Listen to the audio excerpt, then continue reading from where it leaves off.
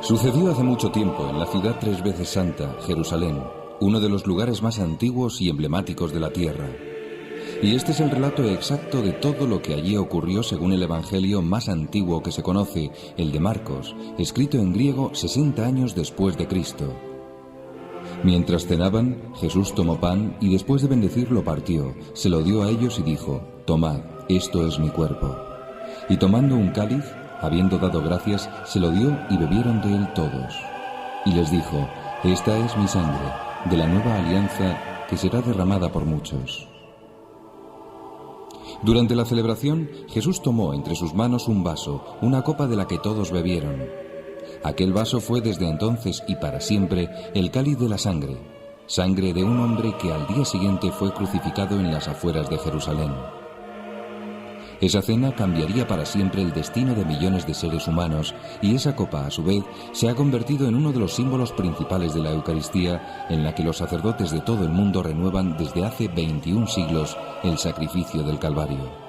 El sacrificio de Jesús en la cruz el Viernes Santo es el mismo sacrificio que se renueva en la Santa Misa cada vez que un sacerdote consagra el cuerpo y la sangre de Cristo. Hay una diferencia, que es el modo de ofrecerse. En la cruz fue sangriento, fue cruento. En la misa es incruento, no hay un nuevo derramamiento de sangre por parte del Señor. Ya el Señor ya la derramó una vez para siempre, ya el cuerpo que se hace presente en la Santa Misa es el cuerpo glorioso de Cristo, pero sacramentalmente conviene tener en cuenta que es un cuerpo que se presenta en estado de víctima. Es un cuerpo en el que está separado el cuerpo de la sangre. Se consagra separadamente el cuerpo y la sangre. Jesús se ofrece a Dios Padre en estado de víctima, en estado de alguien que ha sido sacrificado. ¿Y por quién se ha sacrificado? Por nuestros pecados. Esa sangre que es capaz de librar de todos los crímenes al mundo entero, la sangre derramada de Cristo, ya no es la sangre de corderos, ya no es la sangre de animales que se sacrifican para aplacar a Dios o para alabarle. Es el mismo Dios que se ha hecho hombre, el mismo Hijo de Dios que se ofrece a nosotros por amor. El Santo Cáliz es así un verdadero tesoro para los creyentes, pero también el origen de la más fabulosa leyenda de la Edad Media.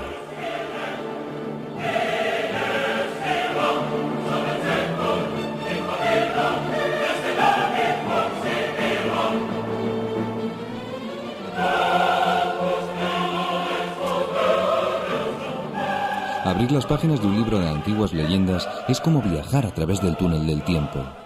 Historias apasionantes cargadas de emoción, llenas de fantasías, intrigas y misterios que nos trasladan a remotos lugares.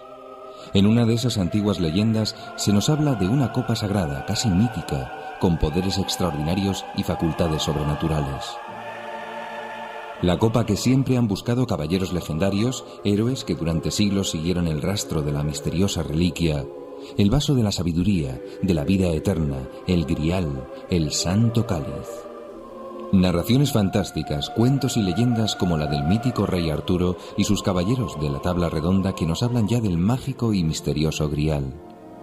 Desde el siglo XII y hasta nuestros días, millones de europeos han gozado con los relatos de las heroicas gestas del rey Arturo, de Percival o de Tristán, de las hazañas de Lancelot o de su hijo Galahad, de Ginebra, la esposa del rey, del mago Merlín, la espada Excalibur o la lanza Ro.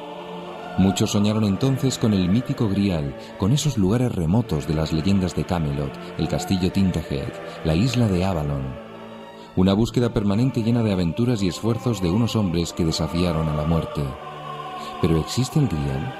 ¿Dónde está? ¿O quién lo ha guardado? Es un relato apasionante que aún hoy sigue cautivando la atención de los niños de nuestro recién estrenado siglo XXI. Damas y caballeros, príncipes y princesas, reyes y reinas, sapos y culebras, ciruelos y melocotones, estimado público, con todos ustedes, la increíble historia del rey Arturo y los caballeros de la mesa redonda. El Santo Grial es el objeto sagrado que estaba siempre en esas leyendas que cantaban los trovadores y narraban los poetas. Un cáliz cuyo alimento era el único que podía vencer a la muerte, sanar al enfermo y deshacer el encantamiento. Encontrar el Grial era la meta en una época de altos ideales y profunda religiosidad. Tiempos en los que se edificaron grandes catedrales, en los que los cruzados, mitad guerreros, mitad religiosos, pugnaban por poder liberar los santos lugares del dominio musulmán. Tiempos en los que los cristianos españoles construían imponentes castillos para defenderse de los ataques árabes que desde el siglo VIII invadieron la península ibérica. En toda la cristiandad surgió entonces un afán por recuperar y custodiar las principales reliquias de Cristo, que se convirtieron así en auténticos estandartes, en símbolos y objetos emblemáticos de unos años de zozobra entre Oriente y Occidente. La sábana santa, el sudario, los trozos de la cruz y el carismático cáliz de la última cena, el vaso en el que Jesús realizó la primera Eucaristía en una casa de Jerusalén. Conforme va creciendo la profundización en el misterio teológico de la realidad histórica de Cristo en la tierra, entonces va creciendo también la devoción, va creciendo también la veneración, el deseo de saber más, incluso el deseo de poder ver y tocar alguna de esas huellas que ha dejado Cristo. Lo sorprendente es que la búsqueda del Grial siga hoy seduciendo a los modernos productores de cine. Del ciclo artúrico ha habido decenas de películas, pero creo que las más interesantes son la adaptación de Sir Thomas Malory que hizo Richard Thorpe, Los Caballeros de la Tabla Redonda, Excalibur y John Burman, que está en esa línea pagana del ciclo artúrico, y igual que podría estar El primer caballero de Jerry Zucker. El Sir Percival, el cuento Santo Grial de Chrétien de Troyes, tiene bastante interés, sobre todo en las adaptaciones de Robert Bresson y Eric Romer. Pero quizá la película que más entra en lo que es el sentido del Santo Grial, aparte de la mirada Ulises de Don Angelopoulos, que lo cita como referente cultural, es Indiana Jones y la última cruzada, la película de Spielberg, en la cual, si no me equivoco, es Sean Connery el que le dice a Indy que la búsqueda del Santo Grial es la búsqueda de lo divino que hay en nosotros, ¿no? Enmarcando un poco ese carácter místico que siempre ha tenido el Santo Grial, ¿no? Los relatos medievales acerca del Grial, cuyo conjunto componen el llamado ciclo de narraciones artúricas, han servido también de inspiración de óperas como El Parsifal de Richard Wagner, reafirmando la enorme fuerza y atracción que tiene la leyenda del Santo Cáliz. Esa ópera tiene un significado, el significado de una pureza interior para hallar precisamente la sagrada copa. Como los caballeros del Santo Grial tenían también que mantenerse puros para poder contemplar esa maravillosa pieza. Pero, ¿por qué los caballeros medievales estaban dispuestos a arriesgar su vida por el Grial? ¿Qué era en realidad ese cáliz? ¿Qué misterioso poder encerraba? Salvador Antuñano proporciona algunas respuestas. Estas leyendas se refieren, evidentemente, al cáliz que utiliza Cristo en la cena. Por eso lo buscan, es decir, son leyendas con un profundo trasfondo cristiano y que buscan o pretenden presentar de forma simbólica en esa búsqueda del Grial lo que es la vida cristiana. ¿Qué es el cáliz? ¿Qué es el Grial? El Grial es la copa donde está la bebida de la vida eterna, la sangre de Cristo. La literatura artúrica en torno a la búsqueda del cáliz sagrado es esencialmente cristiana y está impregnada de ideales y alegorías religiosas. Pero estos relatos tienen también una derivación esotérica, con ramificaciones que van desde la historia del mago Merlín a los cátaros de los siglos XI y XII que propugnaban un ascetismo extremo para alcanzar la perfección, o los miembros de la Orden del Temple. Esta pieza siempre ha sido muy buscada. Si realmente el Grial es una realidad mítica, también tiene que ser una realidad física, tiene que haber una pieza. Y eso lo explica fácilmente otro gran mito, aunque tenga que ver con el Grial, que es Troya, que en principio es un mito literario, hasta que un arqueólogo aficionado, como bien sabemos, se empecinó en descubrir que Troya no solamente era un mito literario, sino que era una realidad. Y las novelas de caballería cobran un enorme auge en la época final de la Edad Media y desembocan incluso en el Renacimiento, hasta que es Cervantes con el Quijote quien las corta en seco y dice: basta ya de estas novelas, vamos a hacer otra cosa. El mismo Señor de los Anillos tiene algún rasgo que entra en conexión con las leyendas artúricas y ciertamente con la búsqueda del Grial. Se puede recordar, por ejemplo, el pan de los elfos, que es un manjar del cual bastan unas migajas para renovar las fuerzas y devolver casi a la vida a quien está ya agonizando. Eso es un símbolo, o puede tener una serie de conexiones con lo que es precisamente el Grial como fuente de vida y con la misma Eucaristía, desde luego. El grial, símbolo de la auténtica devoción a la sangre redentora de Cristo, ha sido objeto de abundantes representaciones artísticas de la Última Cena, siempre con el cáliz en su centro. Se detectan precisamente muchísimos cuadros inspirados en Vicente Masip, la cena de Vicente Masip, pero fundamentalmente en la cena que pinta su hijo, el famoso Juan de Juanes. La importancia radica precisamente en que este cáliz que aquí aparece, a diferencia de otros muchos que en la historia de la pintura en Europa contemplamos, es la reproducción exacta del que se venera en la Catedral de Valencia y por lo tanto tiene un valor de testimonio extraordinario. Y sobre todo ribalta en el famoso lienzo que se conserva en la iglesia del Colegio de Corpus Christi de Valencia, conocida vulgarmente como el Patriarca, que nos muestra realmente una manifestación bellísima de la representación de la Última Cena, donde sobre una mesa redonda limpia de objetos aparece el Santo Cáliz en el centro, atrayendo la atención de todos los que lo contemplan. Pero ¿es posible que ese cáliz tan valioso y codiciado, el que aparece en tantas pinturas famosas, haya realmente desaparecido? Es más que verosímil, es bastante probable que los primeros cristianos hayan conservado esa copa, particularmente si se tiene en cuenta que la casa donde se celebra la Pascua pertenece a una familia de discípulos de Cristo, muy probablemente a Marcos, el evangelista. Entonces, es verosímil, es razonable pensar que el vaso donde el Señor celebra la primera misa pasa de Marcos a Pedro. Y si existe, ¿dónde se encuentra? Una tradición multisecular afirma que el cáliz se encuentra aquí, en Valencia. A esta capilla gótica, cuya construcción remonta al siglo XIV, los valencianos la llaman Capilla del Santo Cáliz.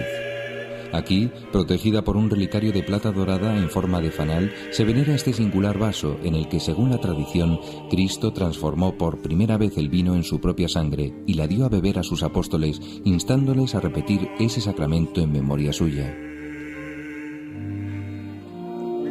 En este lugar, nosotros intentamos transmitir el mensaje de que la Última Cena no fue un mito ni una historia maravillosa, sino que fue un hecho que ocurrió realmente en una mesa en Jerusalén, con una vajilla, con unos vasos, y entre ellos aquel vaso sencillo de entonces, usual, aquella taza de piedra que Jesús utilizó.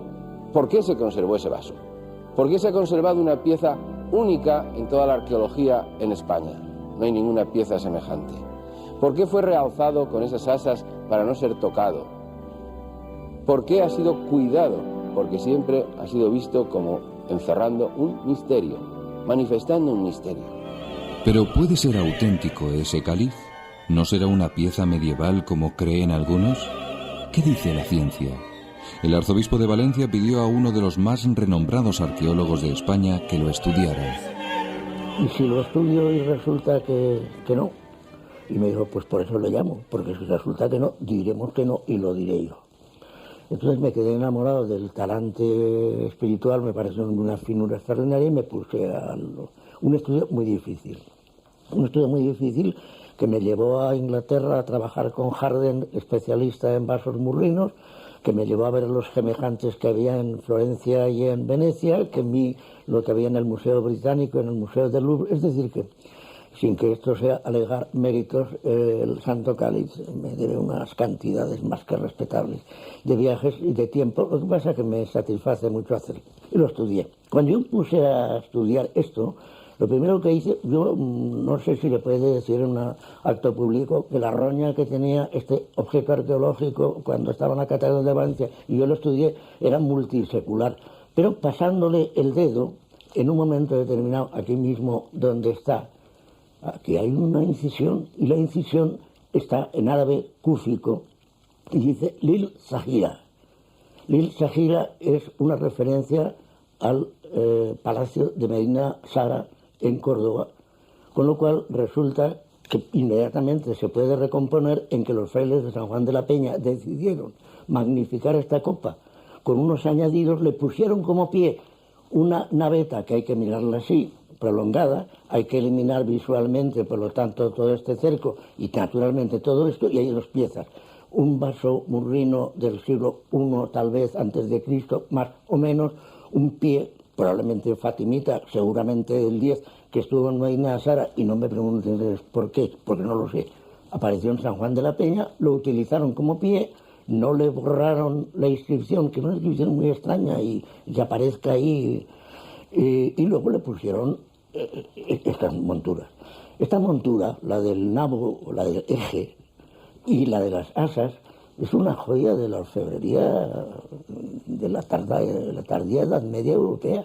Es un trabajo de tal delicadeza, es una pieza de museo.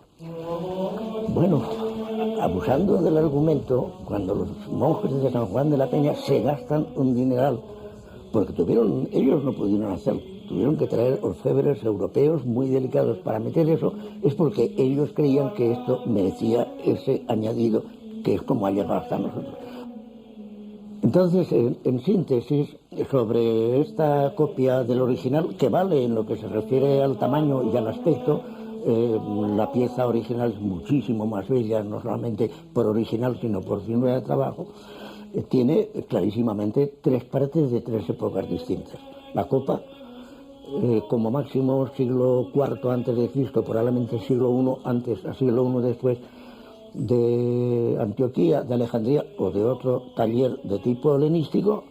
La naveta del pie del taller o del depósito del Palacio de Medina Sara, siglo X, más o menos, inscripción que dice claramente Lile Sahira, que es de esa época, y luego el añadido de orfebrería y de pedrería que se ha hecho en alrededor, no antes del siglo XII, yo creo que en el siglo XV.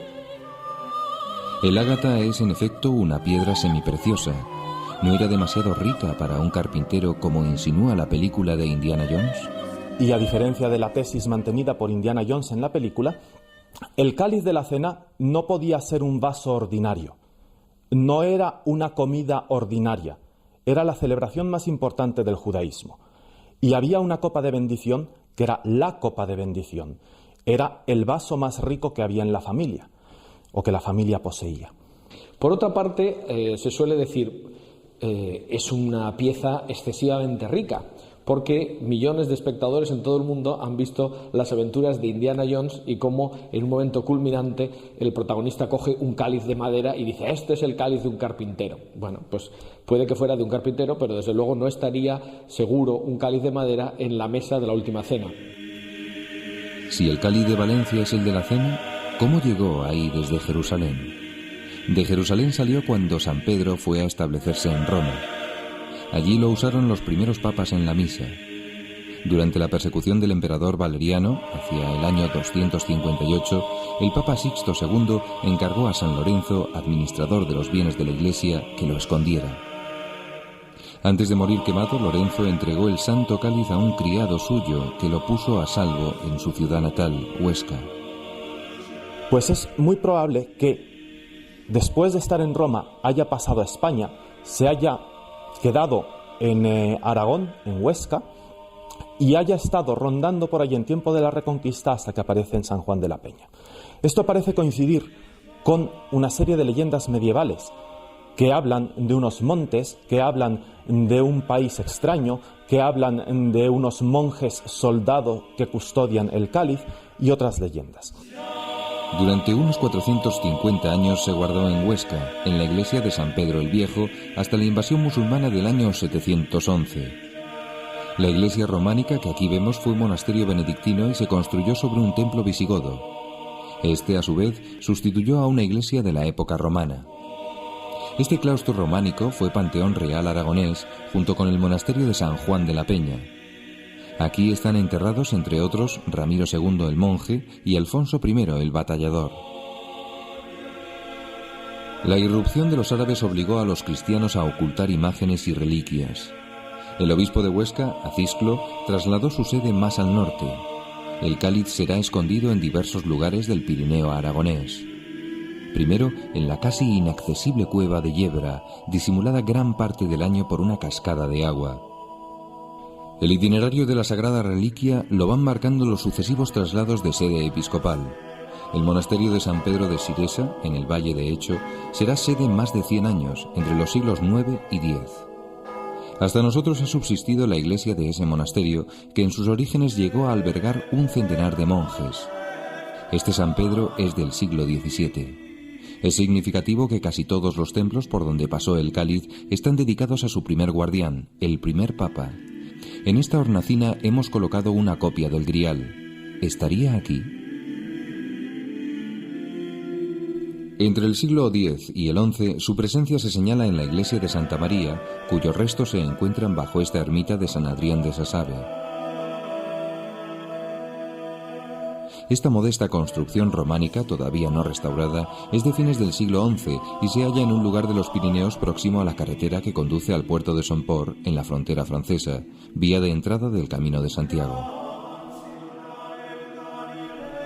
Durante unos 30 años, entre 1014 y 1045, el cáliz debió estar en el pequeño pueblo de Bailo, pues allí se hallaba la iglesia de la corte.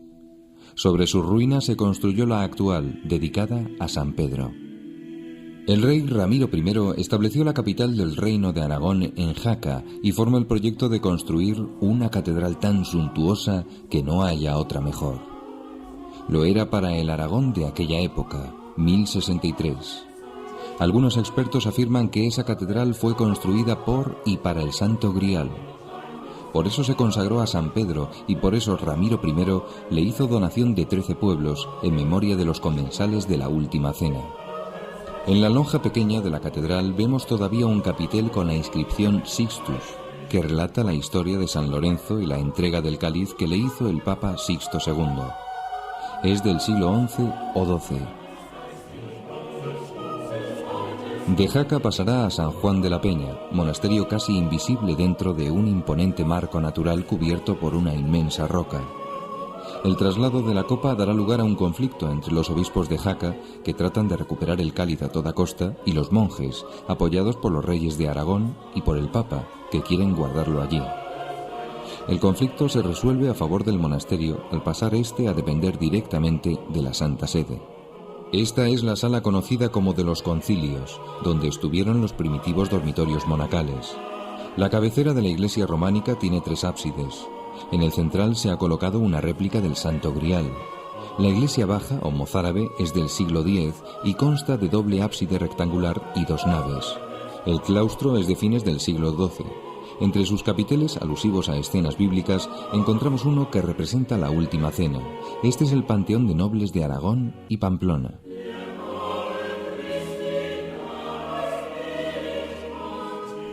Un investigador alemán acaba de descubrir que el Grial al que aluden esas leyendas era el que se guardaba en San Juan de la Peña. En efecto, la descripción de los lugares hecha en un manuscrito medieval alemán coincide sorprendentemente con el famoso monasterio aragonés. Como filólogo e historiador, yo pude estudiar el original alemán del Perceval de Wolfram von Eschenbach y el Perceval francés de Chrétien de Troyes, y descubrí muchos detalles que señalan que el origen de este mito no está, como generalmente se cree, en Inglaterra, sino de hecho en España. Comprobé que los lugares mencionados por Wolfram von Eschenbach son Toledo, Cataluña o los Pirineos. Todo está en España, todo se desarrolla en España. Encontramos incluso los nombres de personajes históricos españoles. Pero lo más fascinante es que si comparamos las descripciones del gran castillo del Grial dadas tanto por Wolfram von Eschenbach como por Chrétien de Troyes, todos los detalles coinciden con San Juan de la Peña, donde se hallaba, en el siglo XIII y hasta 1399, el cáliz que ahora está en Valencia. Encontré los mismos detalles del paisaje, los mismos detalles de la gran habitación, de las puertas, las chimeneas y las columnas en el actual San Juan de la Peña. Ese bello monumento tan completamente escondido como lo estaba el gran castillo en el texto del Perceval. Otra coincidencia muy clara es que, al final del Perceval de von Eschenbach, llega el gran rey y se casa con la hija del rey de Cataluña. Y en un día viaja desde Cataluña al Gran Castillo,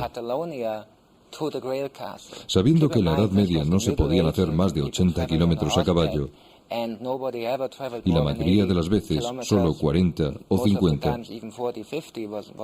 El castillo del Grial tenía que estar a menos de 80 kilómetros de Cataluña. Otra curiosa coincidencia es que ese texto medieval de Wolfgang von Eschenbach menciona también la inscripción árabe de la peana del cáliz.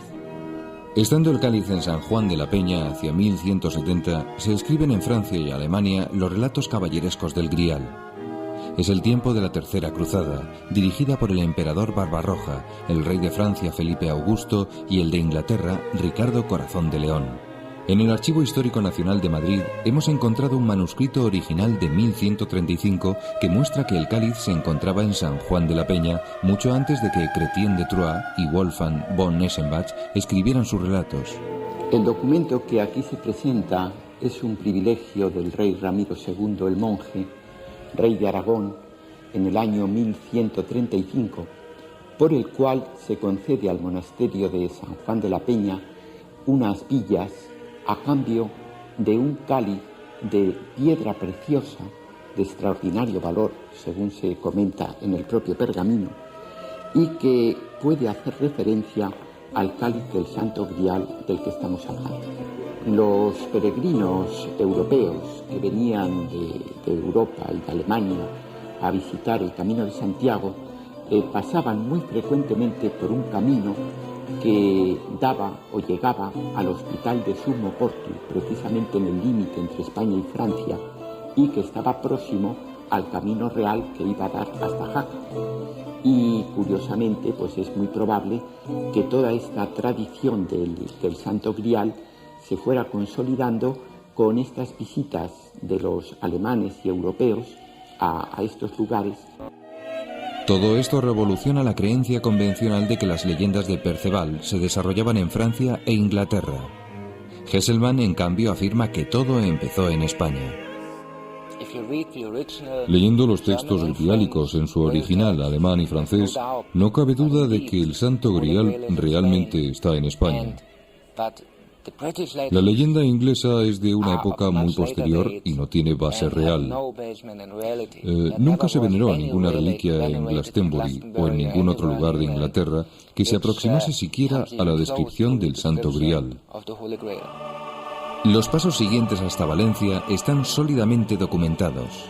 En 1399, el rey Martín el Humano, convencido de que el cáliz es auténtico, escribe al abad de San Juan de la Peña solicitando la preciosa reliquia.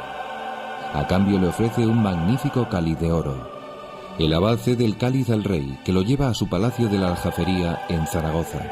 El Grial ha salido definitivamente de las tinieblas y penumbras de la tradición y entra en la claridad luminosa de la historia. De Zaragoza fue trasladado años después a Barcelona, a la residencia del rey Martín el Humano. Al morir este le sucedió, en virtud del compromiso de Caspe, su sobrino Fernando de Antequera, cuyo hijo y sucesor Alfonso V el Magnánimo se llevó el preciado cáliz a su palacio de Valencia, hoy desaparecido. Aquí vemos perfectamente encuadernado y con fecha de 1437 el documento de entrega a la catedral. Urgido de dinero para costear la guerra de Nápoles, Alfonso V había pedido un préstamo a la catedral y al Consejo de la ciudad de Valencia. Como garantía les deja el cáliz en que Jesucristo consagró la sangre el jueves de la cena. El texto describe la pieza con sus 28 perlas, 2 rubíes, 2 esmeraldas y otros detalles. Por esta acta podemos decir con toda seguridad que el cáliz de la Catedral de Valencia es el mismo que los reyes de Aragón obtuvieron del monasterio de San Juan de la Peña. Ni ese rey ni sus sucesores Fernando el Católico y Carlos I lo pudieron rescatar. Así quedará el cáliz definitivamente custodiado y venerado en la catedral. Durante largo tiempo estuvo custodiado en una estancia interior de la catedral poco accesible al público, junto con otras reliquias, en un armario parecido a este. En 1808 Napoleón invade España. Para salvarlo de las profanaciones y la rapacidad de sus tropas, el cáliz inicia un inquietante peregrinaje que le llevará hasta las Islas Baleares, de donde regresa a Valencia en 1813. Al final de la época de la República, instantes antes del comienzo de la Guerra Civil, un grupo de judíos masónicos de parisinos se interesó por la pieza para trasladarla a París. La masonería valenciana, muy interesada en que mantener, por supuesto, la pieza en Valencia, al parecer la ocultó. Para llegar a su emplazamiento definitivo en lo que era sala capitular, tendría que esperar hasta el año 1916. 20 años más tarde, el estallido de la Guerra Civil hace correr un peligro mortal al Sagrado Vaso. 3 horas antes del incendio y saqueo de la catedral, disimulado en un periódico, fue sacado por unos fieles y escondido en Carlet, donde pasó la mayor parte de la contienda. Desde entonces, la capilla se ha ido enriqueciendo con sucesivas aportaciones. La última es de 1992, cuando se colocaron 16 imágenes en las, hasta entonces, vacías peanas. 12 se dedican a los apóstoles. Las otras representan al Papa Sixto II, a San Lorenzo y a los santos valencianos Valero y Vicente Mártir. El culto público de veneración a la reliquia empieza en Valencia desde el siglo XIV, cuando se exponía al pueblo en Semana Santa. Ya, desde el siglo XVI, los artistas empiezan a pintar la Última Cena con el Santo Cáliz de Valencia. Esta inmensa custodia que se guarda en la Catedral de Valencia es otro símbolo de la fe, la piedad eucarística y la generosidad de los valencianos. Fue construida después de la Guerra Civil como reparación por las múltiples profanaciones sufridas por Jesús en la Eucaristía. Por su peso y sus extraordinarias dimensiones, sobrepasa probablemente a todas las existentes en el mundo. Más de 500.000 de personas de todos los países visitan cada año la capilla del Santo Cáliz. Una cofradía trata de extender aún más su culto. La cofradía siempre ha considerado que el Santo Cáliz debía ser centro de peregrinaciones, no ir el Santo Cáliz a un sitio u otro. Por ello son excepcionales las salidas del Santo Cáliz. La cofradía aspira a que el Santo Cáliz sea atracción de gentes a Valencia. Y por tanto estimamos que si el mundo se entera y sabe que el Santo Cáliz de la Cena está aquí en Valencia, debe venir aquí a beber las dos cuestiones, tanto la espiritualidad que emana del Santo Cáliz como la cultura tradicional de Europa. La devoción popular hacia el Cáliz de Valencia recibió un espaldarazo importante en noviembre de 1982, cuando el Papa Juan Pablo II, después de verlo y besarlo, quiso celebrar la misa con él, como lo hicieran Pedro y sus primeros sucesores. Cuando el Papa vino a Valencia, él personalmente, cuando supo la historia, cuando supo la seriedad de esta tradición, pidió personalmente celebrar la Eucaristía con el Santo Cáliz, en la gran asamblea, en la Alameda, en el paseo, la ordenación sacerdotal, allí al aire libre, en aquel día memorable. ¿Significa este gesto del Papa que la Iglesia obliga a creer en la autenticidad del cáliz? ¿Es eso cuestión de fe? El espaldarazo que significó para la devoción al Santo Cáliz el hecho de que el Papa pidiera y celebrara con él en Valencia, todo ello no debe hacernos pensar que se propone como una verdad de fe, que hay que creer para nuestra salvación. Para esto son las verdades del credo, las verdades fundamentales de nuestra religión. Esto es un acto de convencimiento humano, pero de alguna manera inspirado por Dios, cuando tanta gente, cuando tantos santos, tantas personas se sienten llevadas a través del Santo Cáliz a acercarse a Jesucristo y a la Eucaristía. El Cáliz de Valencia no es el único, sin embargo, que pretende el honor de haber servido a Jesucristo para instituir la Sagrada Eucaristía. ¿Qué nos obliga a descartar los otros? Cuando le decimos a alguien que el Santo Cáliz de Valencia puede ser el cáliz de la Última Cena, nos encontramos con 3 tipos de objeciones. Por una parte, aquellos que dicen, bueno, hay tantos cálices, podría ser cualquier otro, ¿no? Y hay que decir que efectivamente se ha hablado a nivel popular de que pudieran existir otros cálices en algún otro sitio que fueran el Santo Grial. Pero esto es una opinión puramente popular. Desde el punto de vista histórico, arqueológico, en absoluto se puede mantener una idea así, porque se trata de objetos que no tienen detrás ningún tipo de tradición, o la tradición histórica o los documentos históricos nos están remitiendo a muy pocos siglos y desde luego no tienen ningún tipo de vinculación con el cáliz de la última cena. Lo que la ciencia nos dice es, primero, que nada se opone a que ese vaso haya sido el utilizado en la última cena, y segundo, que es prácticamente seguro que es el que dio origen a las leyendas artúricas. Por otra parte, el sentido común sugiere que los apóstoles no podían ser tan locos o irresponsables como para no conservar el cáliz de la primera Eucaristía. No hay nada que impida considerar a este vaso como el vaso de la cena. Y sin embargo hay una serie de indicios razonables, fuertes, que nos permiten suponer que muy probablemente este vaso fue el que tuvo Cristo en sus manos para dejarnos su sangre en la Eucaristía. Yo creo, y creemos también muchos cristianos, que estamos ante un testimonio auténtico, ante un referente directo de la institución de la Eucaristía por Jesús en Jerusalén, la víspera de su pasión. ¿Podemos decir entonces que el Santo Cáliz de Valencia es el Santo Grial? Desde luego sí podemos afirmar con total certeza que es este el objeto que fue el origen de las leyendas medievales que circularon por toda Europa a través del Camino de Santiago. ¿Podemos dar un paso más y decir, es el cáliz que estuvo en las manos de Jesús en la última cena?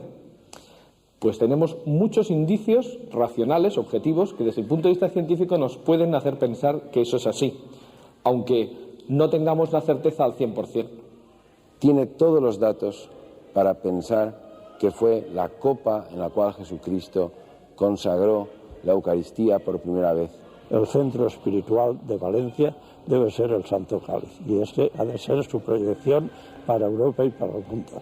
Yo, honestamente, perdón por el galicismo, puedo decir que no hay inconveniente ninguno desde el punto de vista de un arqueólogo para que esta copa estuviera en una cena pascual, en una casa de un rico que recibe nada menos que a su maestro, que quiere distinguirle con todos los honores, y que en un momento determinado, si se produjo una ceremonia de una teofagia, naturalmente José de Arimatea o quien fuera debió coger la copa y guardarla como oro en paño. Primero, porque es muy costosa en sí mismo. Segundo, porque se acaba de celebrar en ella un acontecimiento verdaderamente excepcional. Realmente la única tradición griálica que puede pretenderse el cáliz histórico es la del Santo Cáliz de Valencia. Y tenemos muy buenas razones para creer que este fue el cáliz de la última cena de nuestro Señor Jesucristo. Entonces, ¿cuáles son las conclusiones de un arqueólogo? La conclusión fundamental es esta. Yo estoy dispuesto a afirmar con mi responsabilidad que esta copa pudo estar en la mesa del cenáculo donde Jesucristo instauró la Eucaristía.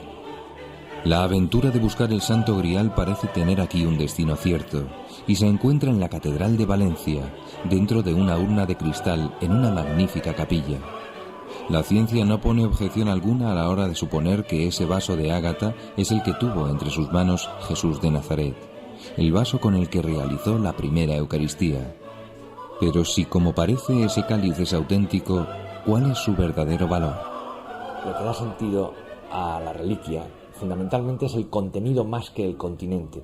Si es cierto, y se puede llegar a demostrar científicamente, que efectivamente el cáliz que hay en la Catedral de Valencia es el mismo que utilizó Jesús en la última cena en el cenáculo, eso tiene un valor histórico, tiene un valor maravilloso de reliquia. Estuvo entre las manos de Cristo ese mismo trozo de piedra, fue testigo de la primera misa del mundo, pero no tiene más valor que este otro cáliz que tengo yo en mis manos, puesto que en este mismo cáliz se consagra todos los días la misma sangre de Cristo. Esta es la idea que yo creo que vale la pena tener en cuenta, y aunque los cruzados y las leyendas medievales le dieran muchísimo relieve a aquel cáliz en concreto, para un cristiano su fe le dice que el cáliz en el fondo es lo de menos.